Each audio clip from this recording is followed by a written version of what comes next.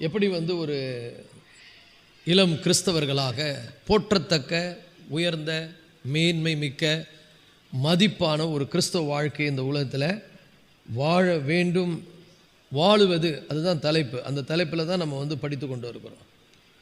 அது நம்ம அதை மையப்பகுதியாக 1 தீமோத்தேயு 4:12 அப்படிப்பட்ட போற்றத்தக்க வாழ்க்கையை நாம் வாழ்வதற்கு 6 திறவுகோல்கள் அங்கே அப்போஸ்தலனாகிய பவுலின் மூலம் பரிசுத்த ஆவியானவர் நமக்கு கொடுக்கிறார். அதில் ஒன்று நம்ம ஏற்கனவே பார்த்தோம். அந்த வசனத்தை அப்படியே வாசித்து உங்களுக்கு அதிலிருந்து சொல்லுகிறேன். உன் இளமையை குறித்து ஒருவரும் உன்னை அசட்டை பண்ணாதபடிக்கு அப்படின்னு சொல்கிறார். அதாவது ஒரு இளம் கிறிஸ்தவனாகிய தீமோத்தேயுவுக்கு ஒரு கிறிஸ்தவராக, ஒரு வாலிபனாக, ஒரு கிறிஸ்தவனாக அவர் எப்படி வாழ்வது என்பதை குறித்து அவர் சொல்லும் பொழுது, ஒருவரும் உங்களை அசட்டை பண்ணாதபடிக்கு, ஒருவரும் உன்னை அசட்டை பண்ணாதபடிக்கு, முதலாவதாக நீ வார்த்தையிலும், அதை பற்றி நான் உங்களுக்கு சொல்லியிருக்கிறேன் அப்படின்னா என்னென்னு. ரெண்டாவது பார்த்தீங்கன்னா நடக்கையிலும். இந்த நடக்கை எவ்வளவு முக்கியம், நம்ம எப்படி வாழணும், நடக்கணும் இந்த உலகத்தில். அதான் எபேசியர் 4:4 1 எப்படி நடக்கணுன்றதை பற்றி சொல்கிறாரு. அதையே நம்ம காலை ஆராதனையிலும்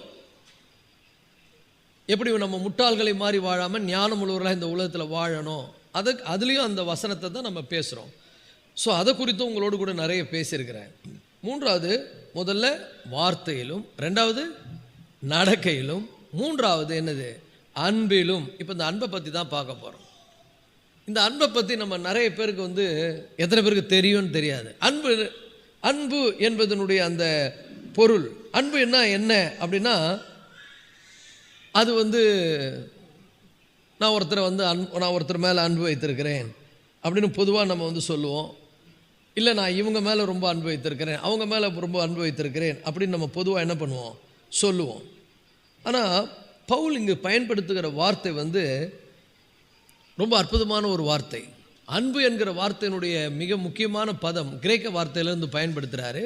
ஆக்சுவலி கிரேக்க வார்த்தையில் 4 வார்த்தைகள் என்ன பண்ணப்படுகிறது, இந்த அன்புக்கு பயன்படுத்தப்படுகிறது. தமிழில் கூட நம்ம தமிழில் கொடுத்து வச்சோங்க. ஆங்கிலத்தில் நீங்கள் போனீங்கன்னா ஒரே வார்த்தை தான் இருக்குது. கொஞ்சம் மிஞ்சி போனால் 2 வார்த்தை இருக்குது. அது அன்போடு இணைக்கப்பட்ட வார்த்தை கிடையாது. ஆங்கிலத்தில் ஒரே வார்த்தை தான், லவ். எல்லாத்துக்குமே லவ். இப்போ அப்பா பார்த்து சொன்னால் ஐ லவ் யூ ஃபாதர், யாரை பார்த்து சொன்னாலும் I love you love you love you, ஒரே வார்த்தை தான். யாரும் மற்ற வார்த்தையை பயன்படுத்துவதை நீங்கள் பார்த்துருக்க முடியாது.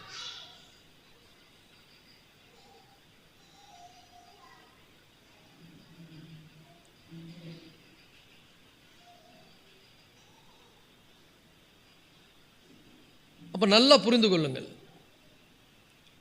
ஆனால் கிரேக்க வார்த்தையில் 4 வார்த்தைகள் பயன்படுத்தப்பட்டிருக்கிறது. முதலாவது பவுல் அங்கே சொல்லுகின்ற அந்த அன்பிலும் என்று சொல்லும்போது எப்படிப்பட்ட அன்பு என்று சொன்னால், நம்ம யூஸ்வலாக நம்ம நிறைய பேர் கேட்டிருப்போம். அதை நம்ம எல்லாருக்கும் தெரிஞ்ச ஒரு வார்த்தை தான். ஏன்னா நம்முடைய ஆண்கள் வாலிப ஐக்கியத்திலும் பெண்களுக்கும் வாலிப ஐக்கியத்துக்கு பொதுவாக நம்ம என்ன வைத்திருக்கிறோம்னா அகாப்பே வாலிபர் ஐக்கியம்னு வைத்திருக்கிறோம். ஸோ அந்த வார்த்தை தான் அவர் பயன்படுத்துகிறார். அப்போ பவுல் பயன்படுத்துகின்ற அந்த அன்புக்கு என்ன பொருள் என்று சொன்னால், அகாப்பே அப்படின்ற அந்த வார்த்தை அது ரொம்ப அரிதான ஒரு அன்பு, ஆழமான ஒரு அன்பு. அதை ஒரு சராசரியான உலக மனிதர்களால் அதை என்ன பண்ண முடியாதுன்னா, அதை பயிற்சியில் அல்லது செயலில் அதை காண்பிக்க முடியாது. சரி, அவர் அப்படிப்பட்ட உன்னதமான ஒரு அன்பை பற்றி பேசுகிறார். இதுக்கு இடையில நீங்கள் கிரேக்க வார்த்தை எடுத்துக்கன்னா 4 வகையான அன்பு இருக்கிறதா சொன்னேன் இல்லையா? அதில் ஒன்று ஒன்றா பார்ப்போம். முதலாவதாக கிரேக்க வார்த்தையில் தமிழிலும் அதுக்கு நான் உங்களுக்கு சொல்கிறேன், ஈராஸ் அப்படின்ற ஒரு வார்த்தை பயன்படுத்துகிறாங்க. ஈராஸ் அப்படின்னு சொன்னால் அது எல்லாரும் மேலேயும் காட்டக்கூடாது, எல்லாரும் மேலேயும் காட்ட முடியாது. தமிழில் அதுக்கு வார்த்தை என்ன இருக்குன்னா காதல் அப்படின்னு சொல்லப்படுகிறது. இந்த காதல் என்கிற அந்த அன்பு ஒருத்தர் மேலே தான் காட்ட முடியும், ஒருத்தருக்கு தான் கொடுக்க முடியாது. ஒரு கணவன் ஒரு மனைவிக்கு இடையே இருக்கிற அன்புக்கு இடையில யாராலும் வர முடியாது. அதான் காதல். காதல்னா 10 பேர் அப்படியே லவ் பண்ணின்னு போகிறாங்களா, அது இல்லை. அது உண்மையான காதல், லஸ்ட். அது இங்கே சொல்கிறார்ல, ஈராஸ் அப்படின்ற வார்த்தையினுடைய பொருள்னா ஒருவர் மேல் வைக்கக்கூடிய ஒரு அது எப்படிப்பட்டதுன்னா ஒரு கணவனுக்கும் மனைவிக்கும் உரியது. அது ஒரு கணவன் தன் மனைவியை எப்படி நேசிப்பார்? அவரை மாதிரியே நேசிப்பார். ஒரு மனைவி தன் கணவனை எப்படி நேசிப்பாங்க? அவங்கள மாதிரியே நேசிப்பாங்க. ஏன்னா அவர்கள் இருவராயிராமல் ஆண்டவர் என்னைக்கு இணைத்தாரோ அன்னைக்கே அவங்க எப்படியா மாறிடுறாங்க? ஒன்றா மாறிடுறாங்க. அப்போ அது ஒன்றா மாறினதுனால அந்த அன்புக்கு இடையில யாருமே உள்ளே போக முடியாது. Such a love. இது இன்னும் சொல்ல போனால் இதில் சுயம் இருக்குது. ஏன்னா மற்றவங்களுக்கு இது காட்டப்பட முடியாது. இது மற்றவங்களுக்கு இதை கொடுக்கவும் கூடாது, கொடுக்கவும் முடியாது. இது கணவன் மனைவிக்கு இடையில் ஏற்படுகின்ற ஒரு லவ். அதுதான் முதல் ஈராஸ் இஸ் அது ஆங்கிலத்தில் சொல்லுகிறேன், எ செக்ஸுவல் லவ் மீன்ஸ் ஒரு கணவனும் மனைவிக்கும் இடையே காதல் அப்படின்னு போட்டுங்க. தமிழில் போடணுன்னா காதல்னு போட்டுங்க. அடுத்தது பார்த்தீங்கன்னா ஸ்டார்கே. ஸ்டார்கே என்பது எப்படி என்னன்னு சொன்னால் அது ஒரு ஃபேமிலி லவ். இந்த ஃபேமிலி ஒரு குடும்பத்தில் காட்டப்படுகிற ஒரு ஃபேமிலி லவ். ஃபேமிலி லவ்னா பார்த்தீங்கன்னா இப்போ அங்கே அப்பா அம்மா பிள்ளைங்க, அதே அப்படியே போனீங்கன்னா அண்ணன் தம்பி தங்கை, அப்புறம் மாமா மச்சான், இப்படி அதுக்கு அந்த ஸ்டார்கேல் அந்த அன்பு என்ன பண்ணால் போய்கினே இருக்கும். இது எல்லாருக்கும் கொடுக்கலாம். இந்த அன்பு எல்லாரும் ஒருவரோட ஒருவர் என்ன பண்ணுவாங்க, ஃபேமிலியில் பகிர்ந்து கொள்வார்கள். இந்த அன்புக்கு தமிழில் என்ன பேர் நம்ம ஊரில் இருக்காங்க சொல்லுங்க பார்க்கலாம்? பாசம் அப்படின்னு நான் நினைக்கிறேன். எனக்கு தெரிஞ்சதில் பாசம். ஆனால் ஆங்கிலத்தில் ஒரே வார்த்தை தான் எல்லாத்துக்கும், என்ன தான்? லவ் தான். எல்லாத்துக்கும் லவ். பட்டு கிரேக்க வார்த்தையில் ஸ்டார்கே was a second word for love in Greek. It refers to family love. That kind of love that is between parent and children or between family members in general. குடும்பத்தில் எல்லாரோடும் காண்பிக்கிற சராசரி அன்பு அது என்னது? ஸ்டார்கே. அது நம்ம தமிழில் பாசம் என்று சொல்லலாம். மூன்றாவதாக பார்த்தீங்கன்னா பிலியா. பிலியா நீங்கள் பார்த்தீங்கன்னா it speaks a brotherly love. Philia பார்த்தீங்கன்னா பிரதர்லி லவ் மீன்ஸ் ஃப்ரெண்ட்ஷிப். ஃப்ரெண்டுங்கெல்லாம் பார்த்தீங்கன்னா எப்படி இருப்பாங்க? கட்டுக்கோப்பாக இருப்பாங்க, ரொம்ப திக்காக இருப்பாங்க. ஒருத்தர் எப்படி நேசிப்பாங்க? கேட்டால் சொல்லுவாங்க என்னுடைய உயிர் நண்பன் சொல்லுவாங்க. அப்புறம் எனக்கு ரொம்ப என்னுடைய திக் ஃப்ரெண்டு. இப்போ இவங்ககிட்ட காட்டப்படுகிற அன்புக்கு பேர் என்னது? பிலியா. பிலியா மீன்ஸ் இது நட்பு வட்டாரத்தில் காட்டப்படுகிற ஒரு அன்பு. இந்த அன்புக்கு நம்ம என்ன பேர் வச்சுக்கிறோம்? இந்த அன்புக்கு பேர் என்ன தெரியுமா? சொல்லுங்க. நட்பு. நட்பு தான் இதுக்கு பேர். ஃப்ரெண்ட்ஷிப் அப்படின்னு சொல்கிறோம்ல, இந்த அன்பு. இப்போ இந்த 4 வகையான அன்பு. இப்போது மூணு அன்புக்கு உங்களுக்கு விளக்கம் சொல்லிட்டேன். முதல் அன்பு ஈராஸ், அது கணவன் மனைவிக்கு இடையில் காட்டப்படுகிற அன்பு. இந்த அன்பு வேற ஒருவருக்கு கொடுக்கப்படாது. இது அவங்க 2 பேருக்குள்ள மட்டும்தான். இதை தாண்டி அவங்க இந்த அன்பை வெளியில் எங்கேயும் ஷேர் பண்ண முடியாது. செக்ஸுவல் லவ் அப்படின்றது சொல்லுவார்கள் ஆங்கிலத்தில். ரெண்டாவது ஸ்டார்கே ஒரு ஃபேமிலி லவ், அதையும் பேசிட்டோம். மூன்றாவது பிலியா is a brotherly love. It speaks brotherly love, friendship and affection. It's loves of deep friendship and partnership. It might be described as the highest love of which God's help incapable of.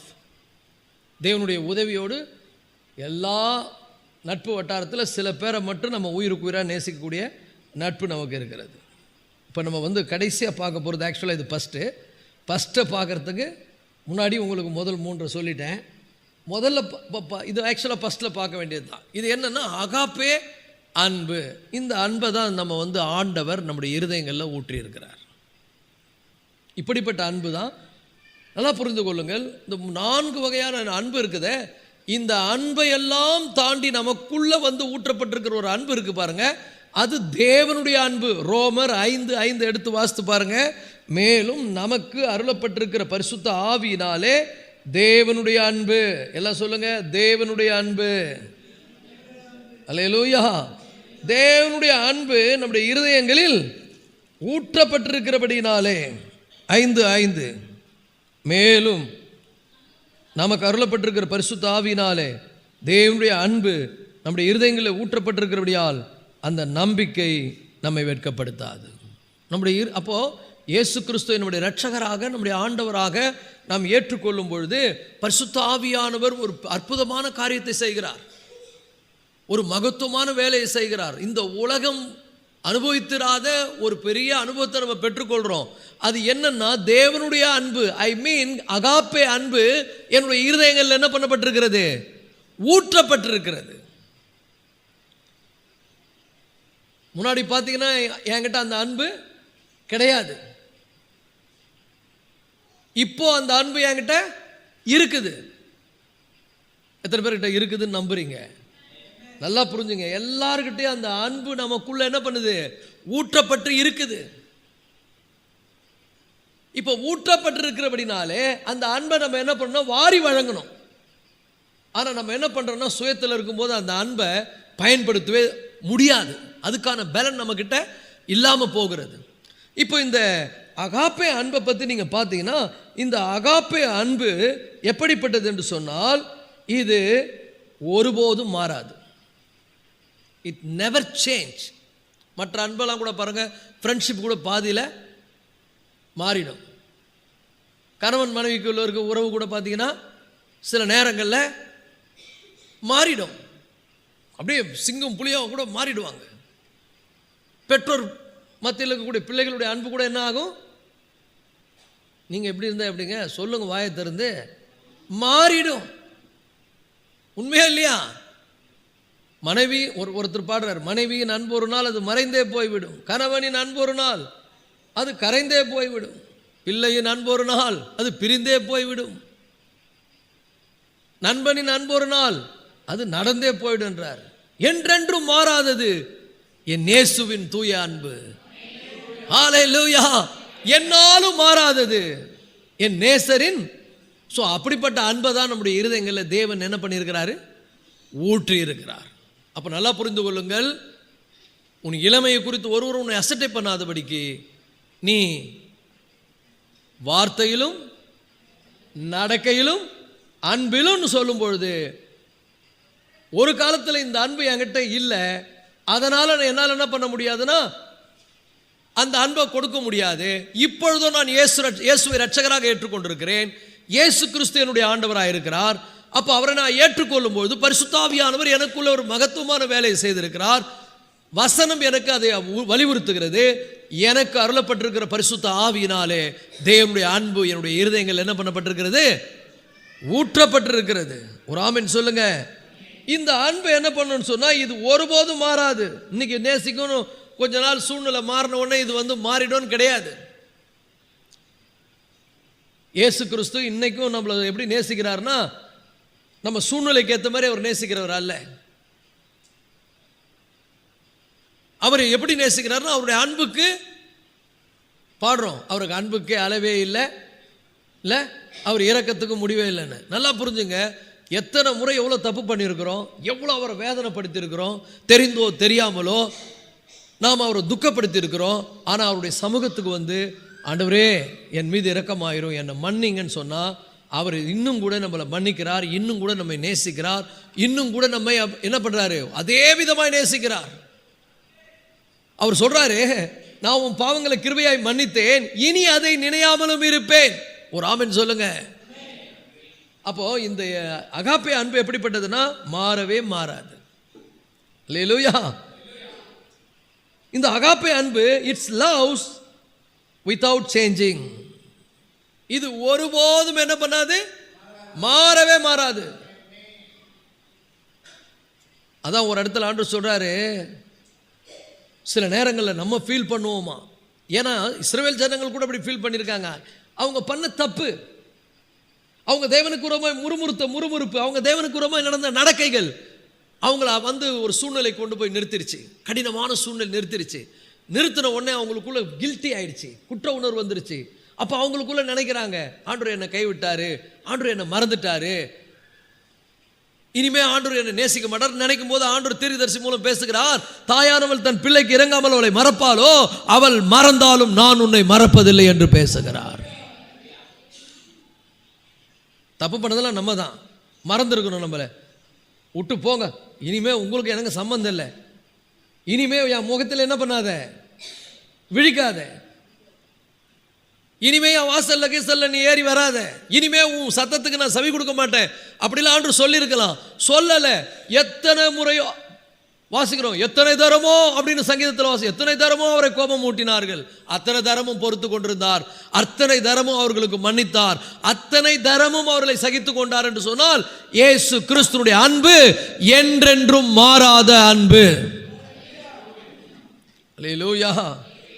இந்த அன்பு நம்முடைய இருதயங்களில் ஊற்றப்பட்டிருக்கிறது. அது மட்டும் இல்லை, இந்த அன்பு நல்லா புரிஞ்சுங்க, தனக்குன்னு வாழாது, தனக்குன்னு பார்க்காது. எனக்கு வேணும், இது எனக்கு. நம்மெல்லாம் பாருங்க, நமக்கு பெஸ்ட்டை எடுத்து நமக்குன்னு வச்சுருப்போம் இல்லை, சிறந்ததெல்லாம் எனக்கு, கொஞ்சம் நிறைய இருக்கிறதுனால மீதம் மிச்சம் இருக்கிறத எல்லாருக்கும் கொடுக்கலாம், அப்படிதான் நம்ம நினைப்போம்ல. ஆனால் தேவன் பாருங்க எப்படிப்பட்டவர், தன்னுடைய பெஸ்ட் இந்த உலகத்துக்கு கொடுத்தார். தேவன் தம்முடைய ஒரே பேரான குமாரனை விசுவாசிக்கிறவன் எவனோ அவன் கெட்டு போகாமல் நித்திய ஜீவனை அடையும்படிக்கு அவரை தந்தருளி இவ்வளவாய். அந்த அன்புக்கு என்ன இல்லை, அளவே இல்லை. எவர் லாஸ்டிங் லவ். தேவன் என் மேல எவ்வளவு அன்பு கூர்ந்தார் சொல்லுங்க, அதுக்கு அளவே இல்லைங்க. அல்லேலூயா. அவருடைய அன்பு அவ்வளவு பெரியது, எல்லையற்றது. ஏன்னா தனக்குரிய பெஸ்ட்டை கொடுத்தாரு. அப்படின்னா அப்படி அவர் எவ்வளவு நல்ல தேவன் பாருங்க. அதான் ஒரு இடத்துல ரோமர்ல வாசிக்கிறோம், தம்முடைய சொந்த குமாரன் என்றும் பாராமல் நமக்காக அவரை ஒப்பு கொடுத்தவர் அவரோடு கூட மற்ற எல்லாவற்றையும் அருளாது இருப்பது எப்படின்னு கேட்கிறார். இன்னைக்கு சொல்லுகிறேன், பிதாவாகிய தேவன் நமக்காகவே தன்னுடைய சொந்த குமாரனாகிய தனக்கு சிறந்தவராய் இருந்த தன்னுடைய ஒரே மகனை நமக்காய் கொடுத்திருப்பாரானால் அவரை விசுவாசிக்கிற அவருடைய பிள்ளைகளுக்கு கேட்கிறத கொடுக்காம இருப்பாரா? அவரோடு கூட சுகத்தை கொடுக்காம இருப்பாரா? அவரோடு கூட விடுதலையை கொடுக்காம இருப்பாரா? அவரோடு கூட உங்களை ஆசீர்வதிக்காமல் இருப்பாரா? அப்போ அவரையே கொடுத்துட்டாருனாக்கா மற்றதெல்லாம் உங்களுக்கு இலவசம் தான். இது வாங்கினா இது இலவசம் இல்லை, சொல்றான்ல, போடுறான்ல ஆஃபர், இது வாங்கினா இது இலவசம். நான் சொல்றேன் பாருங்க, இயேசுவை வாங்கினால் உலகத்தில் எல்லா நன்மைகளும் ஆசீர்வாதங்களும் எல்லா நன்மைகளும் உங்களுக்கு இலவசம். அதை பார்க்கலும் பரலோகம் இலவசம். நல்லா தான் கை தட்டுங்களேன். எத்தனை பேர் உள்ளத்தில் இயேசு இருக்கிறார்? To have Jesus in you. இயேசு உங்களுக்குள்ள இருக்கிறாரா? இருந்தா நீங்க தான் உலகத்திலே ஹாப்பியஸ்ட் பர்சன். கர்த்தரை தெய்வமாய் கொண்ட ஜனம் பாக்கியம் உள்ளது. ஹல்லேலூயா. அப்ப இயேசுவை விசுவாசித்தவரை தன்னுடைய இரட்சகராக ஏற்றுக்கொள்வது எவ்வளவு முக்கியம் பாருங்க. அதனால தான் உலகம் முழுவதும் போய் சொல்றேன். அதை கஷ்டப்பட்டாலும் சொல்றோம், காரி மூஞ்சாலும் சொல்றோம், அடிச்சாலும் சொல்றோம், புறக்கணிச்சாலும் சொல்றோம். ஏன்னா நமக்கு தெரியும் இது மிக முக்கியமான செய்தி, இது நல்ல செய்தி. இதை ஒரு மனிதன் கேட்டு அவரை தன்னுடைய உள்ளத்தில் ஏற்றுக்கொள்வானால் அவனுடைய முழு வாழ்க்கையும் தலைகீழாக மாறி போகும். எல்லா நன்மைகளுக்கும் அவன் உரியவனாய் மாறிவிடுவான். அகாப்பே அன்பு முதல்ல எப்படிப்பட்ட அன்பு? மாறவே மாறாது. ரெண்டாவது எப்படிப்பட்டது அன்பு? இது செல்ஃப் கிவிங் லவ். தனக்குன்னு பார்க்காம, தனக்கென்று நினைக்காம சிறந்ததை முதல்ல என்ன பண்ணும்? கொடுக்கக்கூடிய அன்பு. தன்னை பற்றி நினைக்காது, அது தன்னை பற்றி நினைக்காது. அது எப்பொழுதும் என்ன பண்ணுன்னா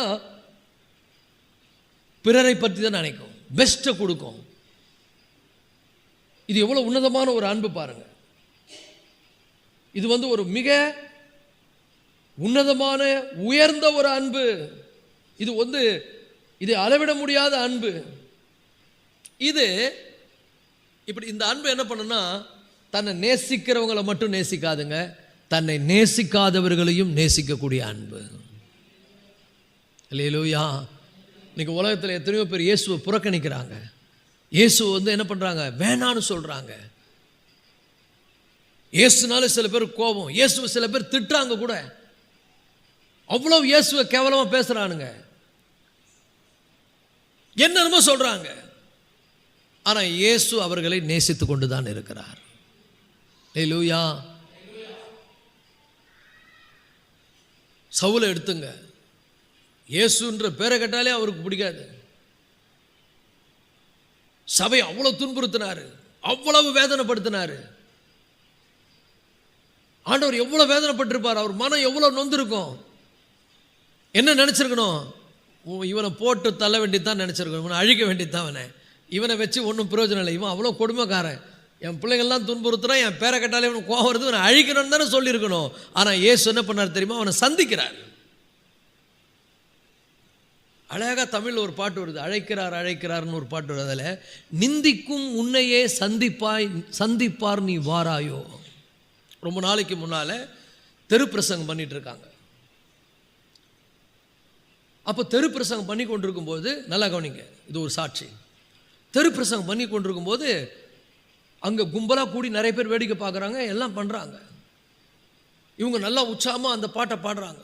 அழைக்கிறார் அழைக்கிறார் இதோ, நீயும் வா உந்த நேசர் ஆவலாய் அழைக்கிறார் இதோ அப்படின்னு பாடிக்கினே இருக்கிறாங்க.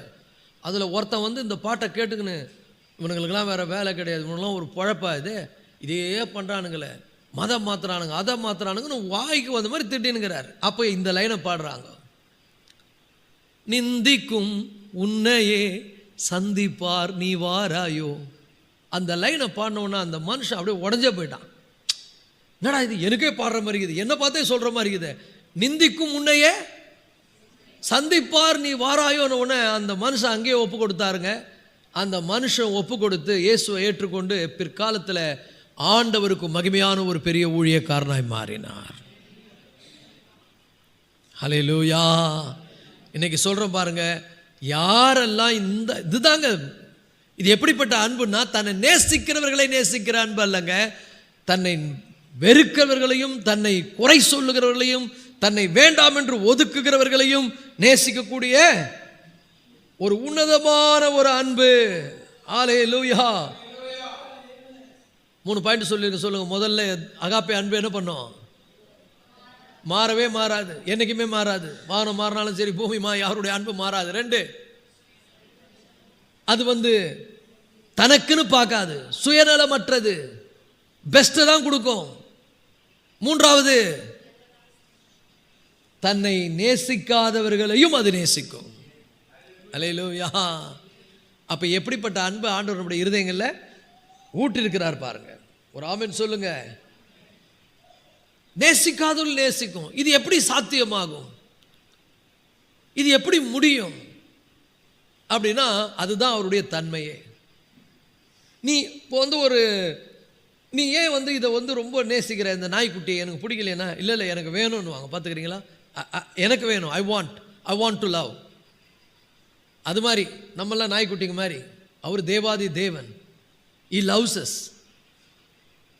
அவர் நிபந்தனையே கிடையாது, எனக்கு பிடிக்குது, நான் அவங்கள நேசிக்கிறேன், அவ்வளோதான். நம்மளால அவங்களுக்கு எந்த பிரயோஜனமும் இல்லை, அவருக்கு எந்த பிரயோஜனம் இல்லை, நமக்கு அவர் பரலோகத்தை ஆயத்தம் பண்ண வேண்டியது இல்லை. He loves us because his character, அது அவருடைய கேரக்டர், அவருடைய குணாதிசயம். அவர் சொல்றாரு, I love them, I give my love to them because I want to.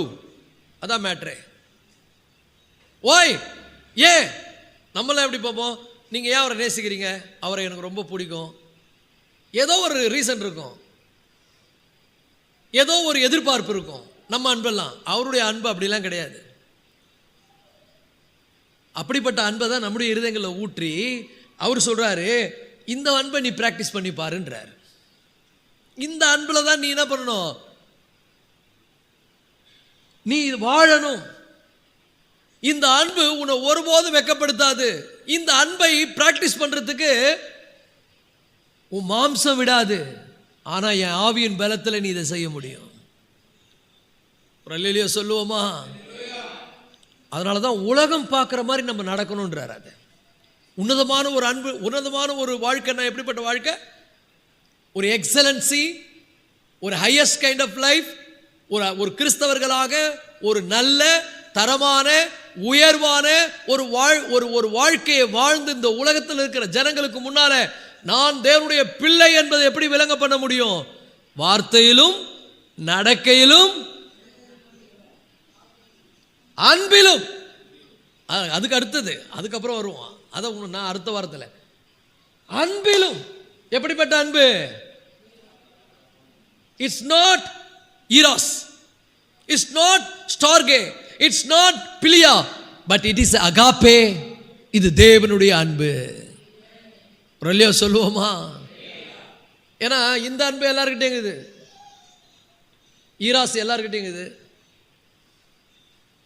ஸ்டார்கே எல்லாருக்கிட்டே இருக்குது, பிலியா எல்லாருக்கிட்டே இருக்குது. எது யாருக்கிட்டையும் இல்லை? அகாப்பே யாருக்கிட்டையும் இல்லை. இது தேவனுடைய அன்பு. இது நித்தியமாய் எவர்லாஸ்டிங். இது எப்பொழுதும் நேசிக்கிற அன்பு.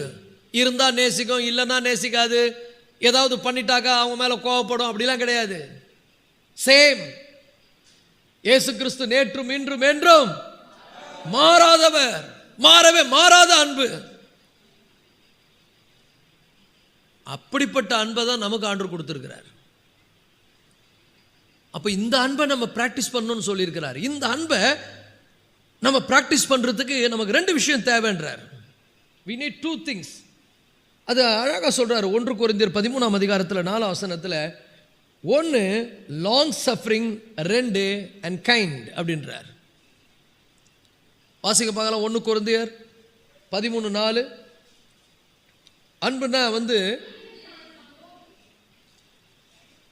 1 கொரிந்தியர் 13:4 நல்லா புரிஞ்சுங்க. அன்பு நீடிய சாந்தமும் தயவும் உள்ளது. ஒரு அல்லையா சொல்லுவோமா? அன்பு நீடி. இப்போ இந்த அகாப்பே அன்பு எப்படிப்பட்டதுன்னு சொல்றாருன்னா, இந்த அகாப்பே அன்பு நீடிய சாந்தம். ஒரு ஆமென் சொல்லுவோம். எந்த எதிர்பார்ப்பும் கிடையாது, நீடிய சாந்தம். இது வெறும் வார்த்தையில சொல்ற அன்பு அல்ல. நிறைய பேர் வார்த்தையில நான் உங்களை நேசிக்கிறேன்னு வாங்க. Not that kind of love. இது வார்த்தையினால் காட்டப்படுகிற அன்பு அல்ல. இது வாழ்க்கையின் மூலம், நடக்கையின் மூலம், செயல்கள் மூலம் என்ன பண்ணப்படுகிறது? காட்டப்படுகிற ஒரு அன்பு. ஹல்லேலூயா. இந்த அன்பு வெறும் ஃபீலிங் கிடையாது. It's not only feelings. நீங்க நிறைய பேர் என்ன பண்றாங்க? ஃபீலிங்லேயே போறாங்க. தேவனுடைய அன்பு வெறும் ஃபீலிங் கிடையாதுங்க. மேலே உட்காந்துங்க ஆண்டவர், ஐயோ இந்த ஜனங்கள்லாம் பாவமாச்சே, எல்லாம் இப்படி பாவத்தில் விழுந்துருச்சே, ஐயோ அப்படின்னு சொல்லி ஆண்டவர் நம்ம மேலே பரிதாபப்பட்டு மேலே ஃபீலிங்கோட உட்காந்துக்கிறாரா? இல்லை, இறங்கி வந்துட்டார். நம்ம கூட சில பேரை பார்க்கும்போது என்ன சொல்லிட்டு போவோம்? ஏதோ ஒரு கொடுமையான ஒரு சூழ்நிலை இருக்கிறவங்கள பார்த்தோம், ஐயோ பாவம் அப்படின்ட்டு போயிடுவோம். Just a feeling. ஆனால் அகாப்பே அன்பு அப்படி கிடையாது. அது இறங்கி போய் என்ன பண்ணும்? அவங்களுக்கு வேண்டியதை செய்யும். ஐயோ பாவம்னு சொல்லிட்டு போகிற அன்பு அல்ல. அதற்காக எதையாக என்ன பண்ணும்? செய்யும். ஒரு ஆமென் சொல்லுவோமா? அது என்ன பண்ணும்? தான் கஷ்டப்பட்டாலும் பரவாயில்ல, அவங்களுக்கு ஏதாவது நம்ம என்ன பண்ணணும்? செய்யணும் அப்படிங்கிற ஒரு நோக்கத்தோடு என்ன பண்ணும்? அது செய்யும். ஹல்லேலூயா. அது ஒருபோதும் என்ன பண்ணாது? அமைதியா இருக்காது. ஏதோ மனசில் பரிதாபப்பட்டு கொண்டு அப்படியே எண்ணிக்கொண்டிருக்காது. இறங்கி போய் காரியங்கள் என்ன பண்ணும்? செய்யும். இயேசு பரலோகத்தில் அவர் எப்படியோ இருந்திருக்கலாம். ஆனால் நம்ம மேலே பாருங்க, நமக்கும் அவருக்கு சம்பந்தமே கிடையாது. நம்மளை அவர் நேசிக்கணும்னு ஒன்றும் தலையெழுத்தும் இல்லை. நம்ம சொல்கிற மாதிரி சொல்கிறோம். நேசிக்கணும்னு எந்த நிர்பந்தமும் கிடையாது. அதான் வேதம் சொல்லுகிறது.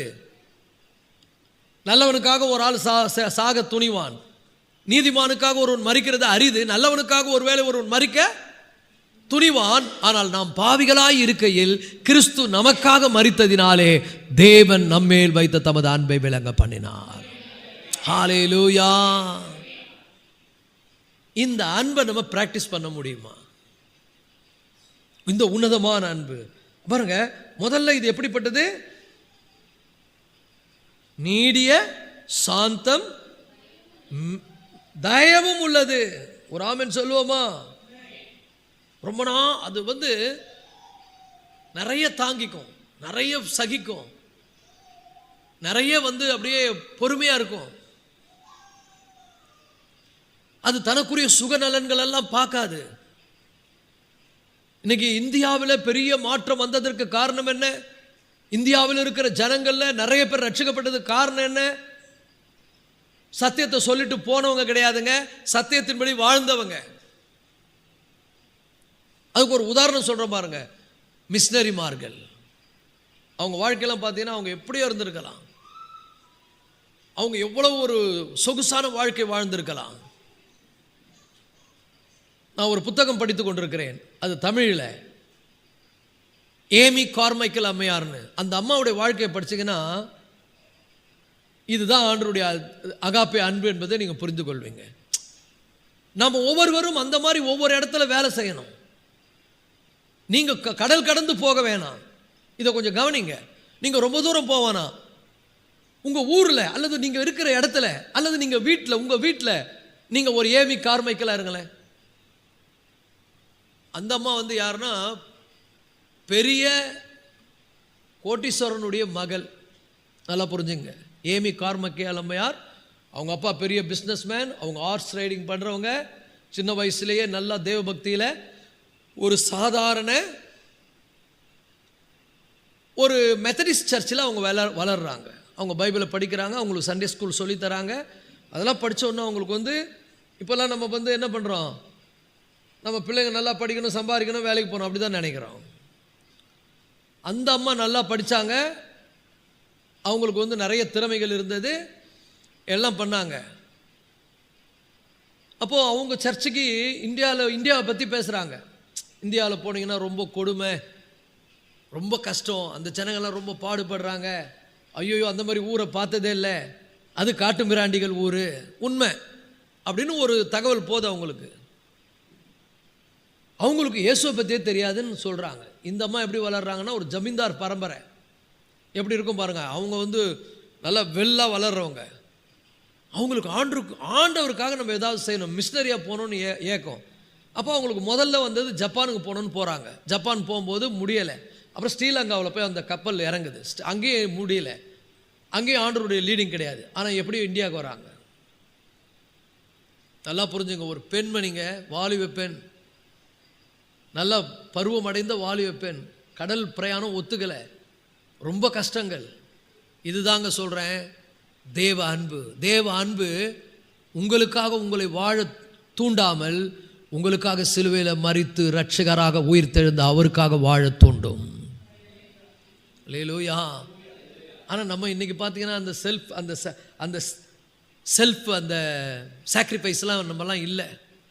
இந்த அம்மா வந்துட்டாங்க இந்தியாவுக்கு, நல்லா புரிஞ்சுங்க. வந்துட்ட உடனே அவங்களுக்கு ஒரு சூழ்நிலை வருது, இங்கே ஊழியம் செய்கிறாங்க. அப்படி ஊழியம் செய்து கொண்டிருக்கும்போது பார்த்தீங்கன்னா நம்ம ஊரில் ஒரு கலாச்சாரம் அப்போ போயிட்டுருக்கு, கொடுமையான கலாச்சாரம். ஆனால் அந்த அம்மாவுக்கு தெரியலை என்ன கலாச்சாரம்னா, பொம்பளை பிள்ளைங்க பிறந்தா கடவுளுக்காக அந்த குழந்தைய பொம்பளை பிள்ளைகள் நேர்ந்துக்குவாங்க. நல்லா புரிஞ்சுங்க. 1800களில் நடந்த ஒரு கொடுமை. கோயிலுக்கு நேர்ந்துட்டு அந்த பிள்ளைய கோயிலில் போய் விட்டுருவாங்க. அந்த குழந்தை அங்கே வளரணும், அவன் நடனம் நாட்டியெல்லாம் வேலை பண்ணணும். கடவுளுக்கு விளக்கத்துன்னு போகணும். யாருக்கு கல்யாணம் பண்ணி வைப்பாங்கன்னா கடவுளுக்கு கல்யாணம் பண்ணி வச்சுருவாங்க. இந்த பெண்களை அந்த கோயிலில் இருக்கக்கூடிய கோயில் குருக்கள் தப்பான வழியெல்லாம் பண்ணியிருக்கிறாங்க. தப்பா அவங்கள தேவதாசிகள்னே வளர்த்துருக்கிறாங்க. நேற்று தான் அதில் ஒரு டாபிக் படிக்கும்போது எனக்கு ரொம்ப மனசு அப்படியே உடஞ்சது. அந்த பொண்ணு ரொம்ப சின்ன பொண்ணு, கடவுளுக்கு கல்யாணம் பண்ணி வச்சுட்டாங்க. ஆனால் அந்த பொண்ணுக்கு விருப்பம் இல்லை. அவன் இந்த அம்மா பற்றி கேள்விப்படுறா, எப்படியோ தப்பிச்சு வரா, எப்படியோ வந்து என்ன பண்ணுறா, அந்த அம்மா கூட சர்ச்சில் நிற்கிறா. அப்போ அவங்க அந்த அந்த அங்கே இருக்கிறவங்கள கேட்குறா, அந்த அம்மா எங்கே இருக்காங்கன்னா, அது நிற்கிறாங்கன்னு அவங்க போயிட்டு அந்த அம்மா கிட்ட போனவுடனே அந்த அம்மா தாங்கிட்ட அவங்க குழந்தை வந்தால் எப்படி தூக்குவாங்க அந்த மாதிரி தூக்கி மடியில் வச்சுக்கின்னு அந்த பொண்ணு அவ்வளோ இது பண்ணாங்களாம். அந்த வாழ்க்கை தொடப்பட்டதான் அந்த பொண்ணுடைய வாழ்க்கை. தயவு செய்து புரிந்து கொள்ளுங்கள். அகாப்பே அன்பு யாரு, என்ன, நீ என்ன ஜாதி, நீ யாரு, என்னன்னு எதுவுமே கேட்கல. அந்த பொண்ணு வந்துட்டா. அப்புறம் அந்த பொண்ணுடைய கதையை கேட்டு அந்த அம்மா செயலில் இறங்குவாங்க. ஏன்னா அவங்க அர்ஜென்ட்டாக ஊருக்கு போயாகணும். நல்லா புரிஞ்சுங்க, அந்த அம்மா அர்ஜென்ட்டாக சொந்த ஊருக்கு போகணும். அங்கே ஒரு முக்கியமான இன்சிடென்ட் நடந்து கொண்டு இருக்கிறது. ஆனால் இந்த காரியத்தை கேள்விப்பட்டவுடனே அந்த ட்ரிப்பை கேன்சல் பண்ணிட்டு, அதெல்லாம் எனக்கு தேவையில்லை, இந்த பிள்ளைகளுக்காகவே என் வாழ்க்கையை நான் கொடுக்குறேன், இந்த பிள்ளைகளை நான் கர்த்தருக்குள்ளே கொண்டு வரேன்னு சொல்லி அவங்க அந்த மாதிரி பிள்ளைங்களை உருவாக்கி அவங்களெல்லாம் பெரிய பெரிய படிப்பாளி ஆக்கி இன்றைக்கி திருநெல்வேலியில் டோனாவூரில் பார்த்தீங்கன்னா பெரிய பெரிய ஆசிரியர்கள், பெரிய பெரிய மருத்துவர்கள், அந்த தாயார் மூலமாக இன்றைக்கி அங்கே முழுவதும் ஏகப்பட்ட பேர் கிறிஸ்தவங்க. இன்றைக்கி நம்ம என்ன பண்ணிகிட்டு இருக்காங்க, கொஞ்சம் யோசனை பண்ணி பாருங்கள். நம்ம கூட இன்றைக்கி எங்கேயாவது மிஷினரியாக போனோம், நமக்கு ஆண்டவர் எல்லாம் கொடுத்துருக்கிறார், விட்டு போமா, நம்ம போகவே மாட்டேன்றோம். நம்ம என்ன பண்ணுறது தெரியுமா, நான் எப்படி விட்டு போகிறது, எனக்கு இது இருக்குது, எனக்கு அது இருக்குது, இதை தான் நம்ம யோசிக்கிறோமே தவிர என்னுடைய காரியமாக யாரை நான் அனுப்புவேன். ஒவ்வொரு மிஷினரியை பற்றி தயவுசெய்து கொஞ்சம் படிங்க. நான் தயவுசெய்து சொல்கிறேன், மிஷினரியை படிங்க. ஐடாஸ் கடரை பற்றி படிங்க. போன வாரத்தில் சொன்னேன்னு நினைக்கிறேன், ஐடாஸ் கடரை பற்றி. வெள்ளூர் சிஎம்சி மெடிக்கல் காலேஜ், அந்த அம்மா ஒரு பெரிய டாக்டருடைய டாக்டர். அவங்களும் ஒரு இன்சிடெண்ட்டில் சந்திக்கப்பட்டு அமெரிக்காவில் போயிட்டு மறுபடியும் அவங்க மருத்துவம் முடித்து இங்கே எப்படி வாழ வேண்டியவங்க தெரியுமா, அவ்வளோ சுகமாக வாழ வேண்டியவங்க, எல்லா வசதியும் இருக்குது. எல்லாத்தையும் தூக்கி போட்டு ஆண்டருக்காக இங்கே பணி செய்தாங்கன்னா, இது ஈராஸ் கிடையாதுங்க, பிலியா கிடையாதுங்க, ஸ்டார்கே கிடையாதுங்க, இது அகாப்பே அன்புங்க. ஹல்லேலூயா.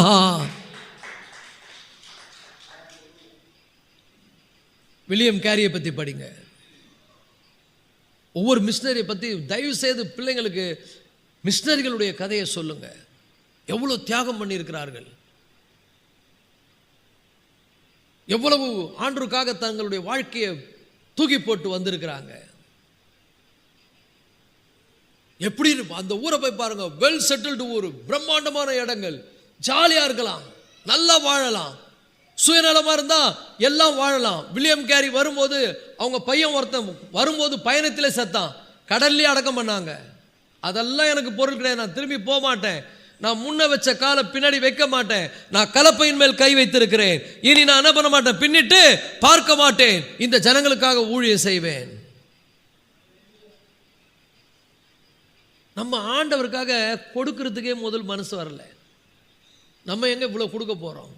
தயவு செய்து தேவனுடைய பிள்ளைகளை செல்ஃப் சாக்ரிஃபைஸ், நம்ம ஏதாவது ஒரு மிஷனரி ஸ்தலத்தை போய் சந்தித்து நம்மளும் கொஞ்சம் தியாகமாக ஊழியம் செய்யணும்னு நினைக்கிறேன். நான் நமக்குன்னு வாழக்கூடாது. நம்ம சுகநலங்கள், நம்முடைய சௌகரியங்கள், நாமன்னு தலையில் போட்டு வாழாம இப்படிப்பட்ட ஒரு அன்பு, ஒரு ஆமென் சொல்லுங்க, இப்படிப்பட்ட இந்த தேவனுடைய அன்பு, இது சுயநலமற்ற அன்பு, இது என்ன ஜாதி யாரு என்ன அப்படின்னு பார்க்காத அன்பு, மனதார உதவி செய்கின்ற ஒரு அன்பு. இந்த அன்புக்கு நிறைய உதாரணங்கள் இருக்குது. ஒவ்வொன்றா சொன்னோம்னா நமக்கு நேரம் மட்டும் இருக்கணும். முதல்ல இயேசு கிறிஸ்துவை நம்ம பார்த்து, அவர் தான் நமக்கு அவர் தான் இந்த அன்புக்கு ஃபஸ்ட்டு, அவர் தான் செல்ஃப் சாக்ரிஃபைஸ். அவர் நம்ம பாவிகளாக இருக்கையில் நமக்காக என்ன பண்ணாராம், தம்முடைய ஜீவனை நமக்காக கொடுத்தார். ரோமர் 5 நீங்கள் 5 வாசித்தீங்க, 8 வாசிங்க. ரோமர் 5:8. ரோமர் 5:8.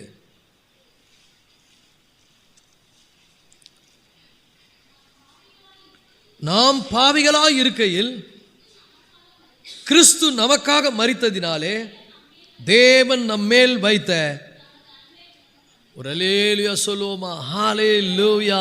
தேவன் நம்மேல் வைத்த தமது அன்பை விளங்க பண்ணினார். அவர் நம்மேல் வைத்த தமது அன்பை அப்படியே உள்ள வச்சுன்னு இல்லைங்க, விளங்க பண்ணுகிறார். பக்கத்துல பார்த்து சொல்லுங்க, நாம கூட அந்த அன்பை விளங்க பண்ணணும். நாம இருக்கிற இடத்துல நம்ம மிஷனரிகளா இருக்கணும், மிஷனரிகளா வாழணும். உங்க ஸ்ட்ரீட்டை நீங்க ஆயத்தம் பண்ணணும்னா நிறைய பேர் குடைச்சல் கொடுப்பாங்க, நிறைய பேர் உபத்திரம் கொடுப்பாங்க, நிறைய பேர் ஒரு மாதிரி தான் இருப்பாங்க. நீங்க உங்க மைண்டை செட் பண்ணீங்க, I am a missionary to this place. நான் இந்த இடத்துல ஒரு missionary, I am going to show the agape love. ஒரு ஆமென் சொல்லுங்க. ஆனா இதை பிராக்டிஸ் பண்ணாதான் வரும், இதை தேவ பலத்துல தான் செய்ய முடியும்.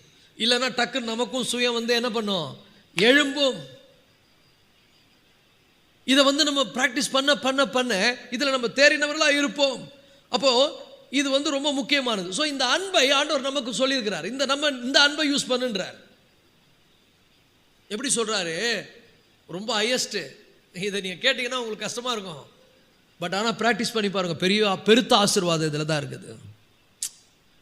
பெருத்த ஆசீர்வாதம் என்ன சொல்லிட்டாருன்னா, so the agape love to whom, உங்கள் வீட்டுக்குள்ளே செய்யாத, உனக்கு ரொம்ப வேண்டியவங்களுக்கு இந்த அன்பை காட்டாத, உன் சத்துருக்களை சிநேகியுங்கள் என்று ஆண்டவர் சொல்லியிருக்கிறார். பா, எங்கே கொண்டு வந்து நிறுத்துறாரு பாருங்க. மத்தேயு 5:44 யாராவது வாசிங்க. மத்தேயு 5:44 நமக்கு சொல்றார் ஆண்டவர், லவ்விங் யுவர் எனிமீஸ்.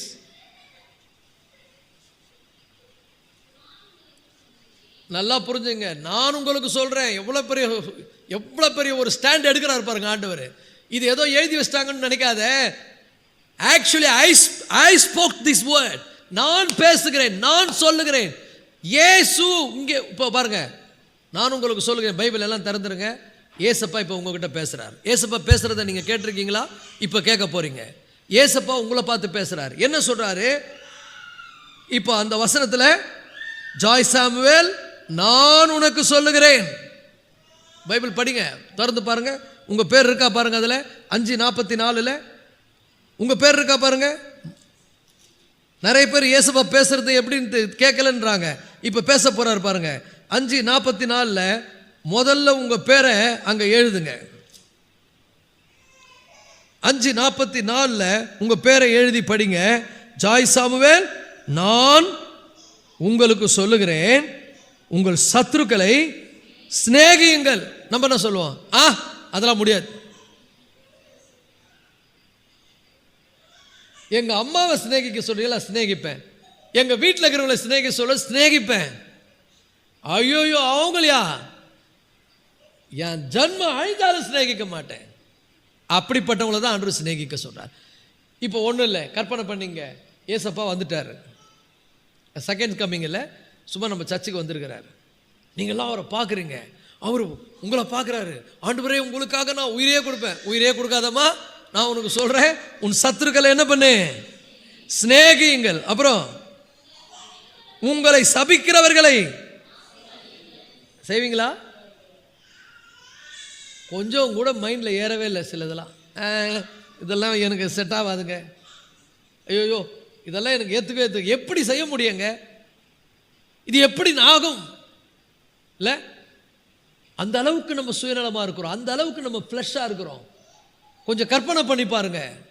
சிலுவையில் இயேசுவை அடித்து தொங்க விட்டிருக்கிறார்கள். இயேசு என்ன சொன்னார்? பிதாவே இவர்களுக்கு மன்னியும். சரி, இயேசுவை விட்டுருங்க. கொஞ்ச நாளைக்கு முன்னாடி ஸ்டெயின் அப்படின்னு ஒரு கிரகம் ஸ்டெயின் அப்படின்ற ஒரிசாவில் அவரையும் அவருடைய 2 பிள்ளைகளையும் வண்டிலே வச்சு கொளுத்துனானுங்க. அவங்க மனைவி நிர்கதியாக நின்னாங்க. இதை கேள்விப்பட்டு எல்லாம் பேப்பரில் பரபரப்பாக நியூஸ் வந்து அதெல்லாம் படித்தாங்க. அப்போ பேட்டி எடுக்கிறாங்க அந்த அம்மாவை. உங்கள் கணவருக்கு இப்படிப்பட்ட துரோகம் பண்ணாங்களே, இப்படிப்பட்ட ஒரு ஆபத்தை உங்கள் கணவனுக்கு கொடுத்தாங்களே, அவங்களுக்கு என்ன தண்டனை கொடுக்கணும் அப்படின்னு நீங்கள் நினைக்கிறீங்கன்னு கேட்டாங்க. அந்த அம்மா சொன்னாங்க, நான் சொல்கிறேன், அவங்கள நான் மனதார மன்னித்து விட்டேன், நீங்களும் மன்னித்து விடுங்கள். நாங்கள் இப்போ தட்டுங்க கையை.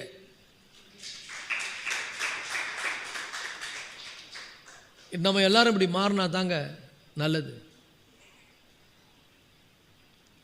இந்த எண்ணமே எனக்கு வரலை, இந்த ஒரு ஐடியா எனக்கு இல்லை அப்படின்னா நான் வந்து வேற மாதிரி இருக்கிறேன்னு அர்த்தம், ஃப்ளஷில் இருக்கிறேன்னு அர்த்தம்.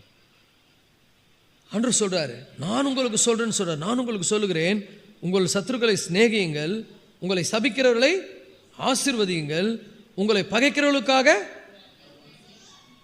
நன்மை செய்யுங்கள், உங்களை நிந்திக்கிறவர்களுக்காகவும் உங்களை துன்பப்படுத்துறவர்களுக்காகவும் ஜெபம் பண்ணுங்கள். நம்ம யாராருக்கு பண்ணுவோம்? கர்த்தாவே எங்கள் அம்மா ஆசீர்வதியும், எங்கள் அப்பா ஆசீர்வதியும், எங்கள் வீட்டு ஆண்டவரே எங்கள் மாமா ஆசீர்வதியும். நம்ம ஜெபம் பரலோகத்துக்கு எடுக்கப்படாது, செல்லாது. ஃபியூல் இல்லை, அதில் பெட்ரோல் இல்லை, சக்தி இல்லை. நம்ம யாராருக்கெல்லாம் ஜெபம் பண்ணுறோம்? யாராருக்கு ஜெபம் பண்ணுறோம் இருக்கட்டும், முதல் ஜெபம் பண்ணுறீங்களா? அதுவே பெரிய கேள்வி. ஜெபிக்கிறோமா? அப்படியே ஜெபித்தாலும் நம்ம ஜெபம் எப்படி இருக்குது? எங்கள் வீட்டுக்காக ஜெபம் பண்ணுங்க, எங்கள் பாஸ்டருக்காக ஜெபம் பண்ணுங்க. நம்ம என்னைக்கு நம்ம சத்துருக்களை நேசிக்கிறோமோ, சத்துருக்களுக்காக ஜெபிக்கிறோமோ, அன்னைக்கு கர்த்தர் பெரிய எழுப்புதலை சபைகளை கொண்டு வருவார். இதை பிராக்டிஸ் பண்ணணும். இது ரொம்ப முக்கியம். இது ஒரு உன்னதமான ஒரு ஹையஸ்ட் கைண்ட் ஆஃப் ஆட்டிடியூட். இது ஒரு தேவனுடைய செயல். இது தேவன் அப்படிதான் நம்மளை வாழணும்னு விரும்புகிறார். அவர் சொன்னதை யாருமே செய்யாமல் போயிடல, செய்தாங்க. இங்கிலாண்டில் ஒரு பெரிய டாக்டர் இருந்தார். படிங்க, இதெல்லாம் படிச்சிங்கன்னா தான் உங்களுக்குள்ள ஒரு ஸ்பார்க் வரும். ஜேம்ஸ் லிவிங்ஸ்டனை பற்றி படிங்க. அவர் பெரிய மருத்துவர். அந்த காலத்தில் அவர் கோடியாக சம்பாரிச்சிருக்கலாம். அவர் ஆப்பிரிக்கா காட்டுக்கு போகிறாரு. காட்டுவாசிகள் மத்தியில் போய் ஊழியம் செய்கிறார். மனிதர்களை சாப்பிடுகிறவர்கள். மேப்பே அவர் போட்ட மேப்பு தான் இன்றைக்கி ஆப்பிரிக்காவில் எல்லாரும் யூஸ் பண்ணுறாங்க. அவர் மேப் போட்டார் போகும்போது, பார்த்துங்க. அவர் ஒரு இடமே உருவாக்குனார். சிடி ஸ்டார்ட்டை பற்றி படிங்க. இதெல்லாம் பார்க்க மாட்டோம், உலகத்தான போய் ரசித்துங்கன்னு இருக்கிறோம். அவன் ஆக்டர், இவன் ஆக்டர்னு குப்பை பசங்க அவனுங்க. சிடி ஸ்டார்ட் இங்கிலாந்தின் நட்சத்திர கிரிக்கெட் வீரர், பல கோடிகளுக்கு சொந்தக்காரர். அவங்க அப்பா பெரிய பண்ணை உரிமையாளர், பெரிய பணக்காரன். அப்பவே அவருடைய சொத்து எவ்வளோ மதிப்பற்றது. அப்போ அவர் சர்ச்சுக்கு போகிறாரு, கர்த்தர் அவரோடு பேசுகிறாரு, வேதத்தை வாசிக்கிறார், ஜெபிக்கிறாரு. ஆப்பிரிக்காவுக்கு ஊழியத்துக்குன்ட்டார். அவர் ஜேம்ஸ் லிவிங்ஸ்டனை ஃபாலோ பண்ணி போகிறாரு. சிடி ஸ்டார்ட் பாருங்க என்ன பண்ணார் தெரியுமா? தான் விளையாட்டுத்துறையில் தான் சம்பாதித்த எல்லாத்தையும் விற்றாரு, தான் சொத்தை விற்றாரு. அவருக்கு பெரிய சொத்து எல்லாத்தையும் விற்றாரு. மில்லியன்ஸ் ஆஃப் மில்லியன்ஸ் டாலர் அவர் கிடைச்சது. ஜார்ஜ் முல்லர் அனாதை ஆசிரமம் நடத்துகிறாரு. அந்த ஊழியக்காரர் கொஞ்சம் காசு அமிச்சார். அன்னைக்கு ஊழியம் செய்த எல்லாருக்கும் காசை பங்கிட்டு கொடுத்துட்டு கொஞ்சம் காசை மட்டும் எடுத்துக்கின்னு அவர் எங்கே போனார்னு சொன்னால் யாரும் அவருக்கு சப்போர்ட் இல்லைங்க. அவர் கொஞ்சம் காசை மட்டும் எடுத்துக்கின்னு ஆப்பிரிக்காவுக்கு போயிட்டு அங்கேயே ஊழியம் செய்து அவர் சொன்னார், நான் செத்தாக இதே மண்ணில், இந்த ஆப்பிரிக்கா மண்ணிலே என்னை புதைங்கள்னு சொன்னார்.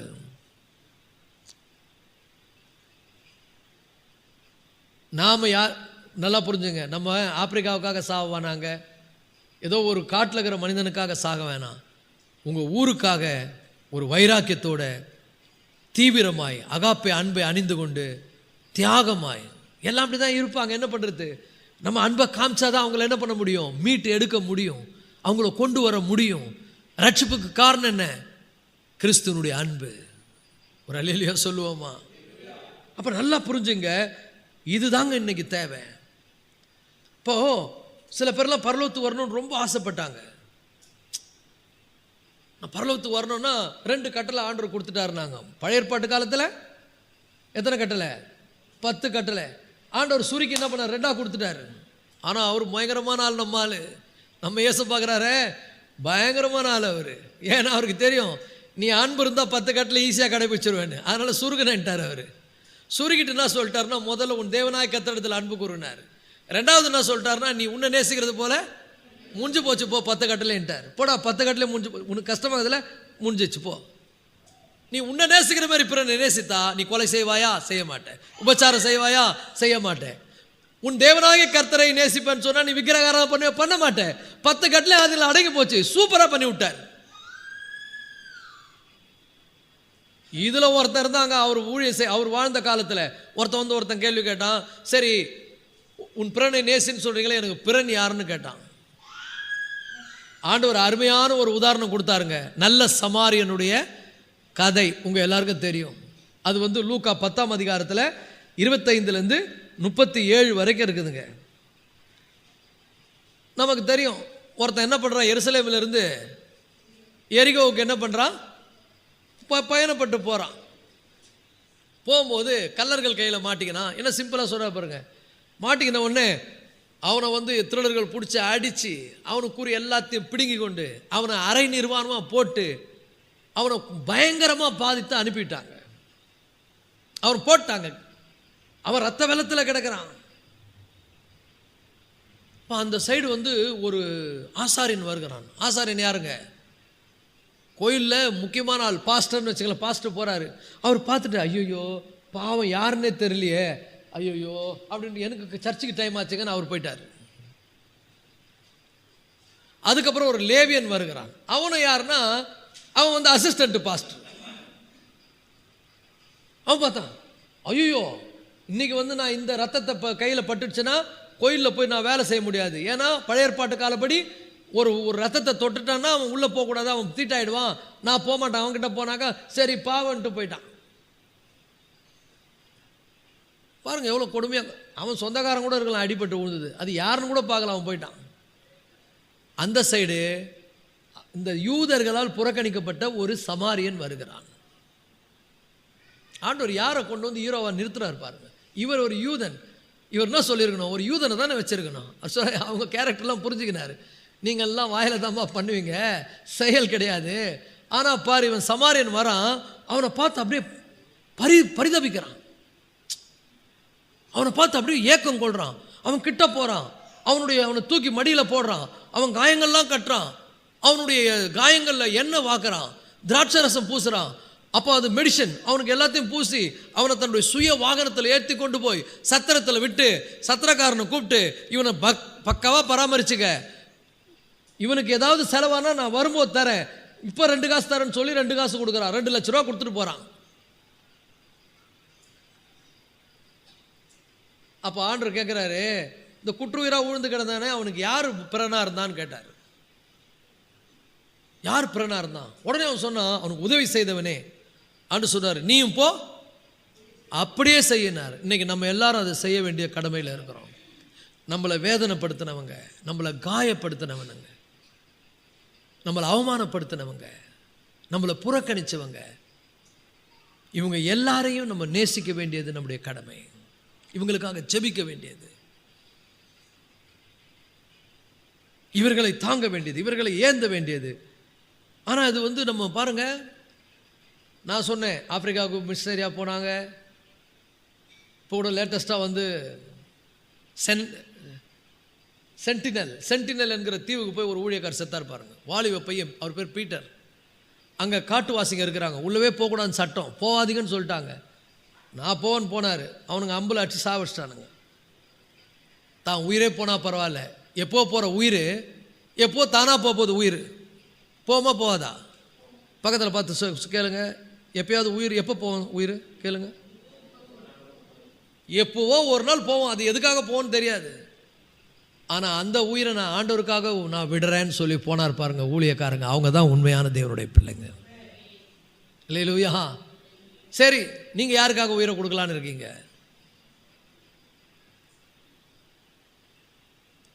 ரட்சிக்கப்படாது இருக்கிற பாருங்க. இப்போ நானும் என்னுடைய மனைவியும் ஒரு முடிவு எடுத்துருக்கிறோம், இந்த ஸ்ட்ரீட்டுக்கு நாங்கள் மிஷினரிகள். என்ன நடந்தாலும் சரி, அடி வாழ்னாலும் சரி, குத்து போட்டாலும் சரி, கேவலமாக பேசினாலும் சரி, புறக்கணிச்சாலும் சரி, இந்த ஜனங்களுக்காக கடைசி வரைக்கும் ஊழியம் செய்தே ஆக வேண்டும்.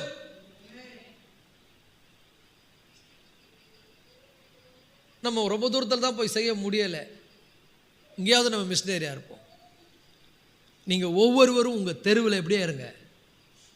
நீங்கள் மிஷினரின்னு நினச்சிங்க, எல்லாரையும் சந்திக்கணும். மிஷினரின்னு சொல்லிட்டு போய்க்கின்னு வந்துங்கன்னு நீங்களே வாங்கி நீங்களே போகக்கூடாது. ஒவ்வொரையும் சந்திக்கணும். என்னங்க நீங்கள் எப்படி இருக்கிறீங்க, உங்களுக்கு இயேசுவை தெரியுமா? உடனே கேட்பாங்க, ஏங்க கிறிஸ்தவங்களாம் ஒழுகுமாங்க, நீங்கள் அவங்கள பார்க்காதீங்க, என்ன பாருங்க அப்படின்னு சொல்கிற அளவுக்கு உங்கள் வாழ்க்கை இருக்கணும். அதான் மிஷினரி. ஒரு ஆமீன் சொல்லுங்க. அப்படி முடிவு எடுங்க. உங்கள் இளமையை குறித்து ஒருவரும் உங்களை அசட்டை பண்ணாதபடி நீங்கள் அதை கூட சொல்ல மாட்டீங்களே, வார்த்தையிலும் நடக்கையிலும் சொல்லுப்பா சாலமோன் சொல்லு, அன்பிலும்.